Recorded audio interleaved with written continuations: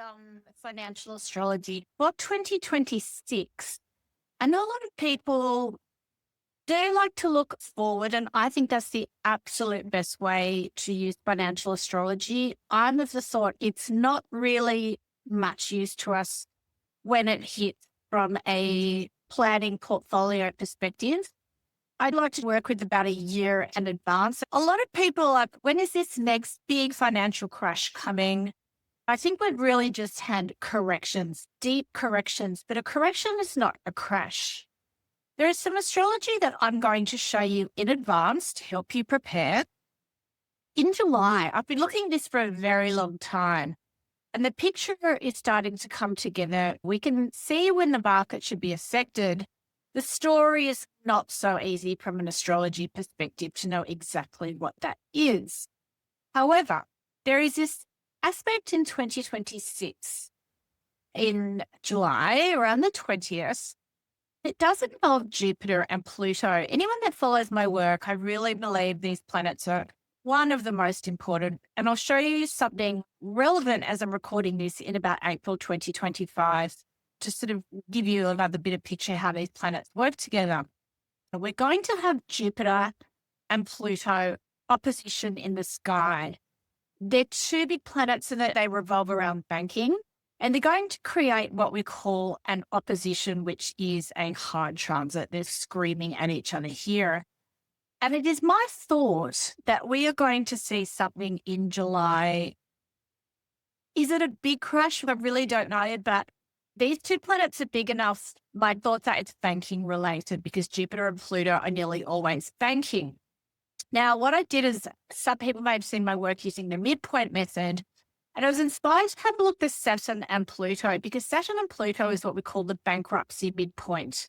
And here's Jupiter Pluto. So this is Jupiter Saturn, Pluto Saturn. And here's Uranus Mars stuck on the other end. This even could be a nearby eclipse, the eclipse, solar eclipse planets are certainly there. And there's this Mars here. Mars Uranus is quite a big combination onto itself. So it's pretty feisty. So I'm thinking to be a little aware. Certainly, we have had some strong aspects. Pluto, Uranus, that's one of our really big, strong ones. It's hard to imagine a really big correction while this is around. However, this has just finished. They're coming in quite close. If I bring that opposition in a little bit more by a day, let's say the 19th of July, this has just finished. There is a Neptune trine Jupiter here, which is a slightly different energy, but it's all about this Pluto Jupiter that's going on. I'm of the thought, and I had a really interesting session last night with a client who's a mortgage banker in the US, and it inspired me to do this and have a look at this. And he was mentioning to me that in February 2026, the honeymoon is over with mortgage lending. Up to now, if you can't pay your mortgages, there is a honeymoon period where, okay, we can try and work with that. And that's going to be over in February 2026.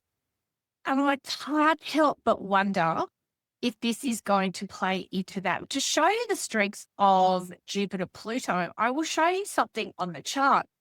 This chart I'm showing is 2020 around April. This was when we were in COVID and we've done this huge drop down into COVID. I remember this day very well. This was the news that the vaccine had been made and this was going to be the cure for everything. However, have a look. This was the pretty much last COVID low. And we're talking 7 or 8 days here. The market never, ever came back from here. So this is around 2nd of April 2020. I want to show you the astrology because that was the Jupiter-Pluto conjunction. This is how powerful these two planets are, be it when they're negative or positive. What I was showing you, the opposition, I think we're going to get a negative version of this because this is what we call a synodic cycle. And that means it's a version of these planets, how they go around the globe. So to me, this is the date I'm going to look to because the impact is so large with these two. Now, of course, this wasn't about banking, but there was a money story and the markets came out of this. Midpoint. We are playing with those same planets. Here's your Jupiter, Pluto, and Mars, Saturn, Uranus, but we're going to be in a really different version as we come. That's our Pluto, Saturn, Whether it's connected, I don't know, but I just think that's one to watch out for. So I think we want to be really careful of all the news as we start coming down into around February next year. Here come Saturn and Neptune together again in February next year on this, what we call this world point. But where this will differ from as we are now when these guys are not quite together, and they're going to come together later this year in 2025. But the difference is going to be in 2026. We've got Uranus here coming along to the very end of Taurus. I do think that is also associated with some sort of banking issue, not necessarily banking, but money. Often there's even the theme of the sign being Taurus and money. So I feel like there's a bit of a story brewing from February coming down into this April, and it may execute in July. Because what's going to happen on the way in, we do have this Pluto trine Uranus coming in and a lot of very strong astrology. So it may be we don't actually see it yet. But the things that are coming along, particularly this Pluto trine Uranus, we know to be preparing in this time. In June 2026, we're almost at Saturn at this midway point as well. We have a downturn date. Sometimes that can form a high, not necessarily a low. But there's a fair bit going on here, and particularly Uranus changing signs. We've even got Jupiter preparing to lead Cancer. Jupiter in Cancer is about housing. Technically, housing becomes more affordable for people with Jupiter in Cancer because it allows the ability to buy homes. Even that in itself may fall into this property cycle. That is that 18.5-year nodal property cycle that even works independently with people in mortgage businesses that all know about this cycle. So I think I would be very careful into this mid half of next year. So what does that mean? We would make hay while the sun shines, particularly as we're coming into this Uranus trine Pluto later on this year. This should feel pretty good. And I think this is going to be one of the last good opportunities on the markets. And then we go bear market. I'm not really sure if we could make a bear market August, September. Probably in March with this Uranus semi-square Mars, we may see a little bit of something. But Pluto Saturn is another big combination.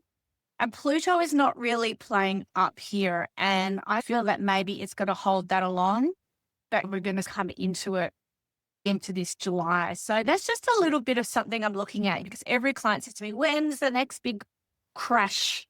And it doesn't feel to me just yet. I think we can kick the can down the road a little bit, but it's from this mid-2026 where we really want to start preparing. Anyone that's studying financial astrology, want to be looking at Jupiter, Pluto in the different aspects. You really can just use those two to trade in the market starting out. They're that important. They're my favorite combination. So that's some astrology for 2026.